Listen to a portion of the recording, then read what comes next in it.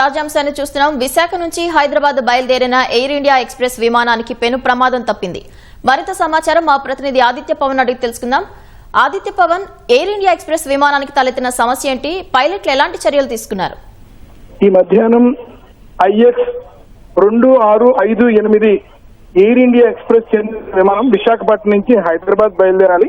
ఇది 2 గంటల 20 నిమిషాలు బయలుదేరాల్సిన విమానం. బయలుదేరిన వెంటనే 9 నిమిషాలకే విమానం బయలుదేరిన తర్వాత ATC సెంటర్ కి ఒక సందేశం వచ్చింది. విమానం యొక్క 2వ ఇంజిన్ లో పక్షి అడ్డుకుందనేటువంటి సంకేతం వచ్చింది. సంకేతం వచ్చిన వెంటనే పైలట్ చాలా చాకచక్యంగా వ్యవహరించి వెంటనే విమానాన్ని వెనక్కి తిప్పారు. 10 నిమిషాల్లోనే విమానాన్ని సేఫ్ ల్యాండ్ చేశారు. ఈ విమానంలో మొత్తం 103 మంది ప్రయాణం చేస్తున్నారు. ఈ 103 మంది ప్రయాణికులు సురక్షితంగా ఉన్నారు.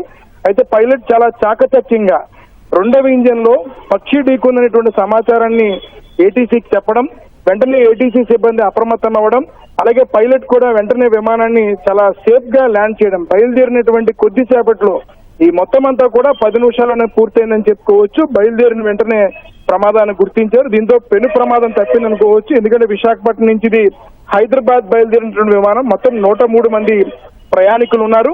ఈ 103 మంది ప్రయాణికులతో కూడా చాలా సురక్షితంగా సేఫ్ ల్యాండ్ చేశారు. అయితే ప్రస్తుతం ఆ విమానం సంబంధించినటువంటి ఎయిర్ ఇండియా సంస్థ కూడా వారికి ప్రత్యామ్నాయ మార్గాలను, వారికి కావాల్సినటువంటి ప్రయాణ మార్గాలను చూస్తోంది.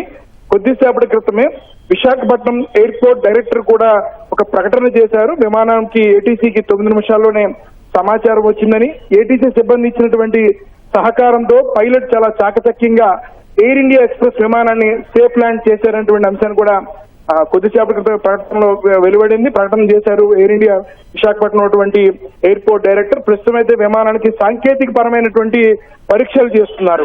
మొత్తం టెక్నికల్ టీం అంతా కూడా విమానం అంతా కూడా విశాఖపట్నం ఎయిర్పోర్ట్ లోనే ఉంది.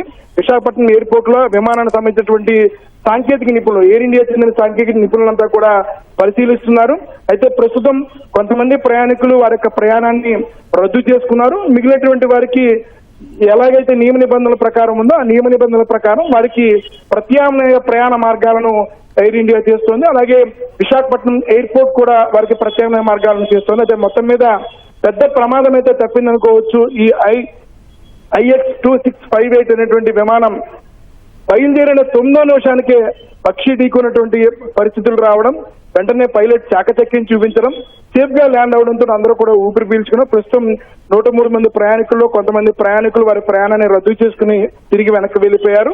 మిగిలిన ప్రయాణికులకి ప్రత్యామ్నాయ మార్గాలను ఎయిర్ ఇండియా మరియు విశాఖపట్నం ఎయిర్పోర్ట్ డైరెక్టర్ కూడా చేస్తున్నారు. ధన్యవాదాలు ఆదిత్య పవన్.